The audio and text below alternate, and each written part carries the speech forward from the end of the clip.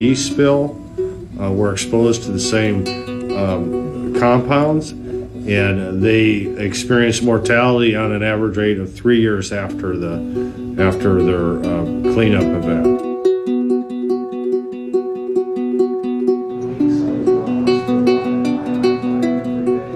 Just moved down to the Florida area about 2.5 years ago. I recently lived in Indiana, came down here just to with my family. This was their dream home. I was swimming all summer. I was just basically living the beach life. I was going surfing every day. I was windsurfing. I was swimming in the ocean. I was doing everything a young adult would do. I was always on the beach. I never felt anything in the water, but I didn't smell the normal sea salt that comes off of the Gulf. We live right on the beach, and when we would walk out on our back porch, all you would smell was chemicals. That's all you smelled. We was rushed to the ER, and that ER doctor was the first doctor to ever say that I needed to see a toxicologist.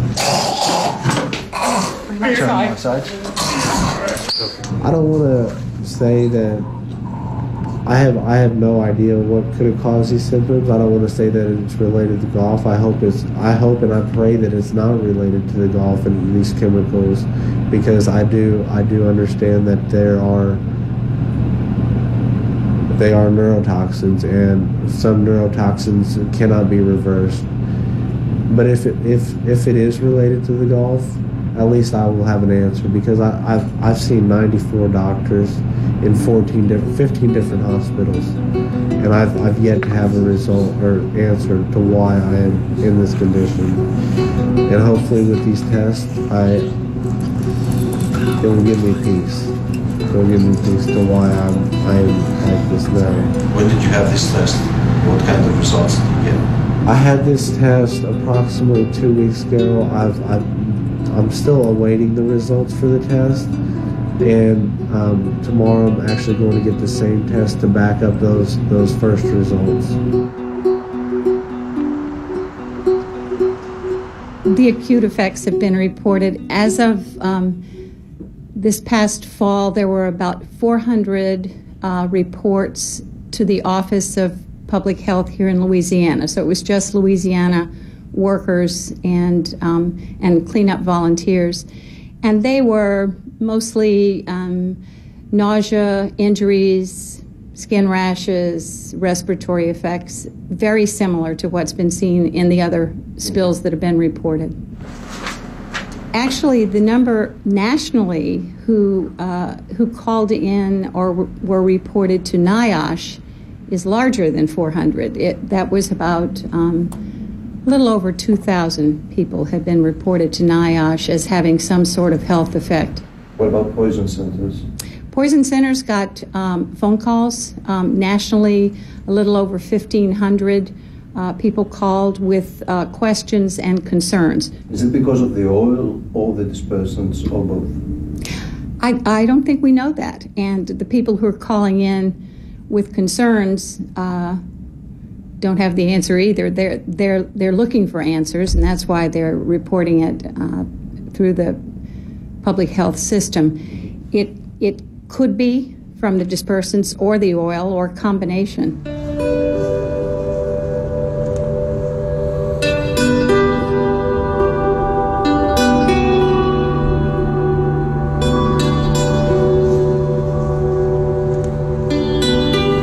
Is there an ongoing study or research on health effects? That's just beginning. We got a grant here at Louisiana State University to do a small study. We will interview and collect biologic samples from about 2,000 women from the high-risk parishes along the Gulf coastal states. But the larger study is being conducted directly by one of the NIH institutes. In this case, it's the National Institute of Environmental Health Sciences. And they will interview and collect specimens from a cohort of the men who were employed as cleanup workers. And they hope to have a cohort and be able to follow them over time. And with 40 or 50,000 men, we are ultimately interested in diet. We know that the oil didn't just get on human beings' skin, it got on animals, it got in seafood, it got on plants, and so it certainly had the opportunity to enter the food chain.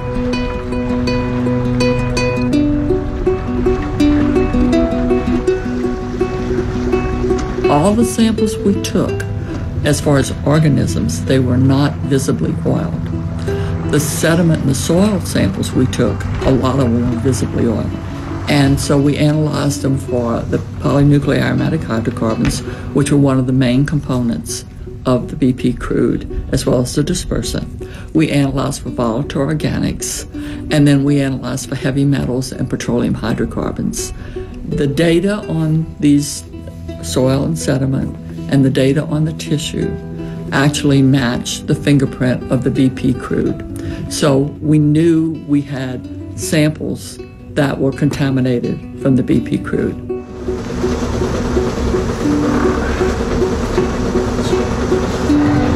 My name is Chris Sheebley. I'm the senior research biologist with the Ducktown Research Laboratory at the University of New Orleans in the Pontchartrain Institute for Environmental Sciences. And I conduct most of the fisheries research operations for the lab. And today we left our field research station, which is called the Coastal Education and Research Facility. And we traveled from the east side of the lake, where the facility is, all the way to the north shore of Lake Pontchartrain, straight across from New Orleans. So in the distance, way over there, you can see the city. And we're about 35 miles directly north of the city, across the lake. I'm at least one step ahead. What? I'm at least one step ahead. Well, we just put out a 250-yard gill net, and it's called a strike method. So the net is out there. It's technically 1/8 of a mile long. And what we do is we get some water quality parameters here and a GPS location for the net, and then we're going to do what's called the strike method. We're going to drive the boat around it in 3 concentric circles in order to flush the fish that happen to be there into the net. So if there are any intermediate area, they get shot into the net, and then we back up on the net and pick the fish out. And then the next step after that will be a beach seine. We're going to get in the water for that, and then we're going to do a trawl, which is a scale modeled version of what the shrimpers use here for the shrimp season.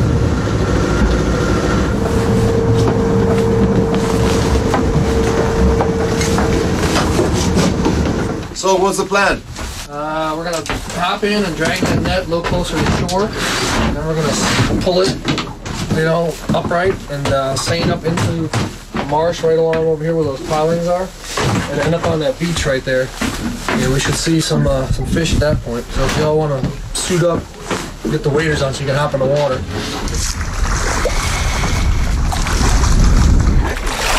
There's a whole bunch of sticks. Or whatever that is? We haven't seen any direct, noticeable changes in the data so far because towards the end of the summer we start to see this decline in numbers of fish anyway as we go into fall and through the winter. You'll see today we don't really get a lot of fish typically in the winter because the water's so cold.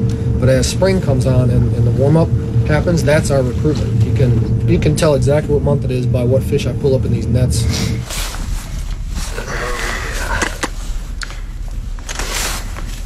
This is one of the fish we're kind of worried about reproducing with the oil spill. It's a Gulf menhaden, or slang is a pogie, they call it. They get about this big, and they kind of look like a sardine when they get bigger. And this is basically a juvenile just past the larval stage of a pogie. This is the Gulf killifish, this one here with the stripes. And it gets about this big. The slang down here for it is a cockahoe minnow. It's a common bait minnow. So if these things are doing pretty well, that's a good thing because every one of the marinas sells these for fishing bait for people to go fishing with. And this here is called sheep's head minnow. It's not a sheep's head, but they call it a sheep's head minnow. And it actually has little teeth in its mouth, and it's a resident of the marsh too. That's a good fish to see. This one's spawning. See See the eggs? They're reproducing in the marsh, even in the cold. It's a good sign to see.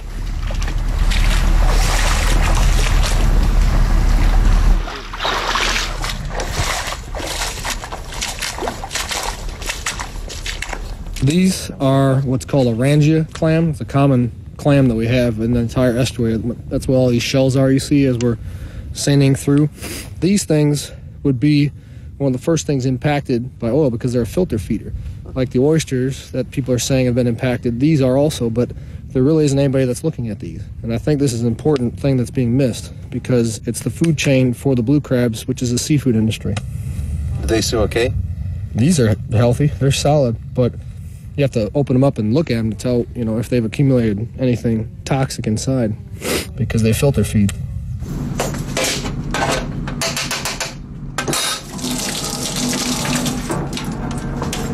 I got gloves on, so. And then when you finish here, you go back to the lab. What do you do? You'll see we put the samples in jars and they're preserved. And they go back to the lab, and the grad students work up the collections. So the collection itself is a combination of multiple fish species. They're all sorted out by species in little groups, and then the fish are all measured individually for their lengths and their weights. That goes into another data sheet that goes along with the one we're filling out here on board with the water quality parameters, and that is entered into a database, and it's part of the long-term database we have set up. Okay, 165. In areas that were oiled, then we should be careful, and I believe that certainly our state is looking carefully. Because it would be far worse for us to certify the seafood as clean here and have somebody get very ill than to be overly cautious and just say it's not clean. They know what we're finding in the seafood. They know what we're finding in the seafood. There's been no response to us directly. No response. Their response is on phone calls that they feel that they've done enough testing, that it's safe and that it's adequate and it's okay for people to eat. But I've had fishermen sitting in this very room saying, I'm scared for my family because I feed them the seafood, and I'm scared for the people that I'm selling the seafood to. I don't want to hurt anybody. I love what I do. So there's a lot of fear there. They're worried about it. I don't know why the other folks aren't worried about it.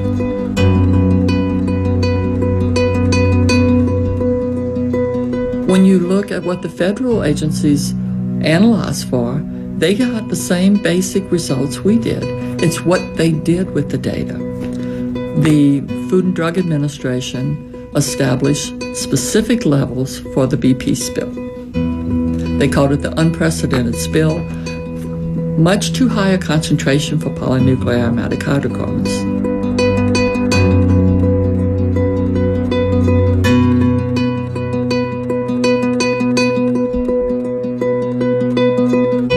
People along the northern Gulf of Mexico eat more than 4 jumbo shrimp at a serving, and they eat it multiple times during the week. They had the same kind of flaws for the oysters, for the finfish, for the crabs.